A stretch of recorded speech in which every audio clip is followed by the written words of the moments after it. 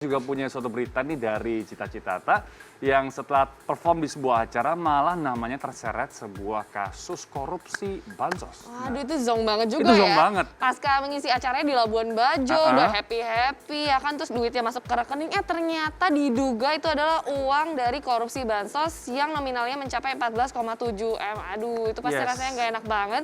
Dan kita akan langsung lihat aja deh ini Cita Citata sekarang kondisinya seperti apa, harus menghadiri berbagai persidangan mengenai kasus ini. Ini dia pemirsa. Geger kasus korupsi dana bantuan sosial COVID-19 yang melibatkan Juliari Peter Batubara juga menyeret nama pedangdut Cita Citata yang mulai membagikan keresahannya pada publik. Ia pun menegaskan jika keterlibatannya dalam acara rapat Kemensos yang digelar di Labuan Bajo tidak lebih adalah undangan profesional yang dikeluarkan pihak event organizer untuk menggunakan jasanya sebagai seorang penyanyi. Acara tersebut diduga masuk dalam aliran dana Bansos yang memakan biaya mencapai 14,7 miliar rupiah. Sebagai seorang entertainer, Cita yang kala itu hadir memenuhi undangan pihak I.O. menyebut dirinya hanya bekerja sebagaimana porsinya. Ia pun mengaku sempat shock saat tahu namanya dilibatkan dalam kasus korupsi dana bansos COVID-19.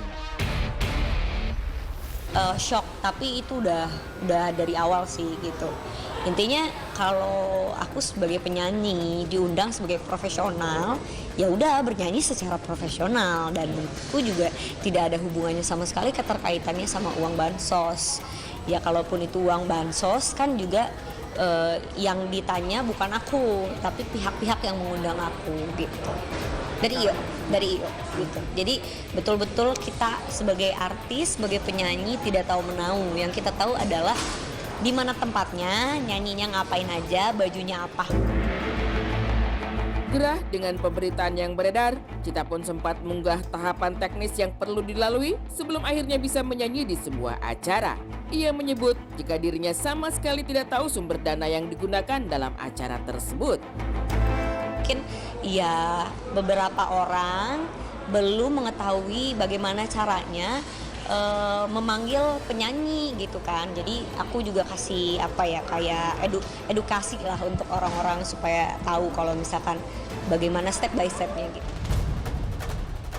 Cita pun diduga telah menerima uang sebesar 150 juta rupiah saat mengisi acara tersebut. Namun ketika dikonfirmasi, penyanyi berusia 26 tahun itu menyebut jika pemberitaan itu tidaklah benar. Itu tidak benar. Yang diterima sama aku nggak segitu. Tapi juga itu bukan menurutku itu bukan uang dari situ gitu. Karena menurutku ya sudah dari aku ya dari IO ya sudah dari pekerjaan biasa aku gitu. Terlibat dalam kasus korupsi tentu membuat Cita Citata semakin was-was. Menurutnya, kasus ini merupakan hal yang sensitif dan tidak seharusnya dilebih-lebihkan. Ia berharap jika pada akhirnya semua tidak melebar dan dapat diselesaikan dengan baik-baik. Begini, ini kan urusannya negara, ini urusannya dengan pemerintahan, juga dengan bagaimana keterkaitannya dengan masyarakat yang sedang membutuhkan dana bantuan sosial. Jadi aku tidak mau ada statement yang nanti bisa digoreng, dibumbuin. Kalau gorengan enak ya dibumbuin gitu kan, digoreng. Jadi kalau kata-kata kan jadinya nggak bagus juga gitu. Jadi untuk para media, sahabat media, mohon maaf aku belum bisa berstatement lebih dari ini.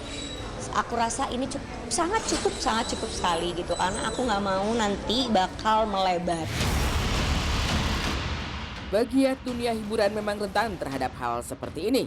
Meski begitu, Cita yang menjadi salah satu korban dalam kasus korupsi tersebut memberi pembelaan dengan menyebut pekerjaannya sebagai penyanyi dilakukan dalam porsi yang wajar.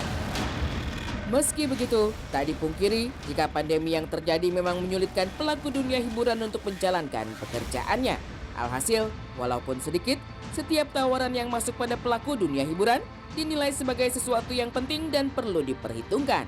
Dalam hal ini, Cita Citata pun sempat mengungkapkan harapannya di tengah kasus korupsi yang melibatkan namanya.